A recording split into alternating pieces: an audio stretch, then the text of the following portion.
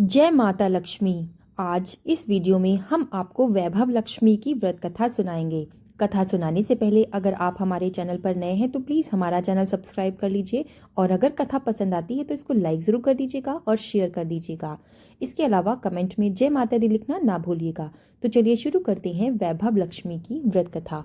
एक बहुत ही बड़ा नगर हुआ करता था जो कि व्यवसाय की दृष्टि से तो बहुत ही अच्छा था। वहां से दूर दूर से लोग काम की तलाश में आते थे। इस नगर की सबसे बड़ी बुराई ये थी कि वहां के निवास करने वाले ज्यादातर लोग बुरे कर्मों में संलग्न रहते थे। जुआ खेलना, शराब का सेवन, गंदी भाषा का प्रयोग इस शहर में अत्यधिक मात्रा में होता था। इसी नगर में मनोज और शीला नाम के दंपत्ति रहा करते थे। दोनों ही अपना ज्यादातर समय प्रभु भजन में व्यतीत करते थे। मनोज पूरी ईमानदारी के साथ कार्य करता था। शीला कुशल तरीके से घर संभालती थी। उनको जानने वाले लोग भी उनके व्यवहार की सराहना करते थे। देखते ही देखते समय ने करवट ली और कुछ दिनों के बाद इनकी गृहस्थी को जैसे किसी की नजर से लग गई और मनोज की संगत बिगड़ने लगी। उसे जल्द से जल्द धनी बनने का भूत सवार हो गया। करोड़पति बनने की तीव्र आकांक्षा ने उसे जुए का आदी बना दिया। इस गंदी आदत के कारण उसकी आर्थिक स्थिति कमजोर होती चली गई। शीला को जब ये सब देखकर बहुत दुख हुआ, लेकिन उसने अपने आप को संभालते हुए ईश्वर की पूजा अर्चना करना जारी रखा। एक दिन की बात है, उसके घर में किसी ने दरवाजा खटखटाया। उसने दरवाजा खोला तो सामने एक मांझी खड़ी हुई थी। उसके मुखमंडल पर अलौकिक सा तेज था। उसको देखते ही शीला के मन में एक असीम सी शांति प्राप्त हुई। शीला उस मांझी को पूरे आदर सत्कार के साथ घर के अंदर लेकर गई। घर की आर्थिक स्थिति बहुत ही ज्यादा खराब होने के कारण बैठाने के लिए उसके पास कुछ भी नहीं था। अतः शीला ने सकुचाकर एक फटी हुई चादर बिछाई और उसी पर उनको बिठाया। मांझी बोली, क्यों शीला, मुझे पहचाना नहीं? हर शुक्रवार को लक्ष्मी जी के मंदिर में भजन कीर्तन करते समय मैं भी वहां आती हूँ। शीला कुछ समझ नहीं पा रही थी। फिर मांझी बोली कि असल में तुम बहुत दिनों से मंदिर नहीं आई, इसलिए मैं तुमसे मिलने आ गई। मांझी के इतने प्रेम भरे शब्दों को सुनकर शीला भाव विभोर हो उठी। उसकी आंखों में आंसू की धारा निकल पड़ी और उसके कंधे पर सिर रखकर वो तेजी से रोने लगी।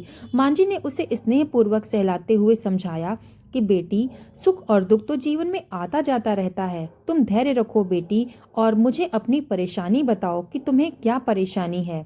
मांझी के ऐसा कहने पर उसको काफी मानसिक बल मिला और उसने मांझी को पूरी बात बता दी।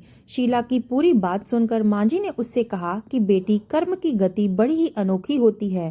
प्रत्येक इंसान को अपने कर्मों का फल भुगतना पड़ता है। ये अटल सत्य है। अब तू चिंता मत कर, तुम्हारे सुख के दिन जल्दी ही वापस आ जाएंगे।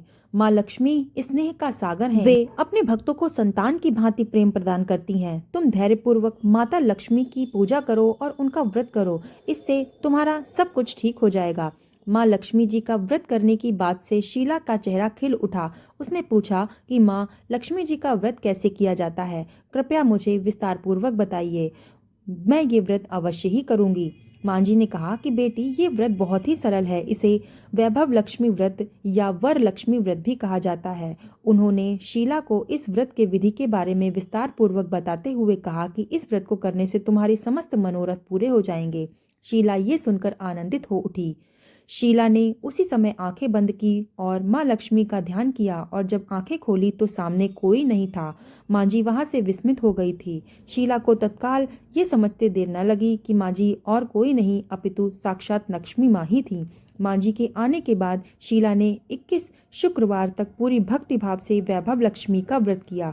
21वें शुक्रवार को मांझी द्वारा बताई गई विधि के अनुसार शीला ने व्रत का उद्यापन किया और माँ से प्रार्थना करते हुए कहा कि हे वैभव लक्ष्मी माँ, मेरी विनती स्वीकार करो, मेरे सारे कष्ट हर लो और हम सबका कल्याण करो।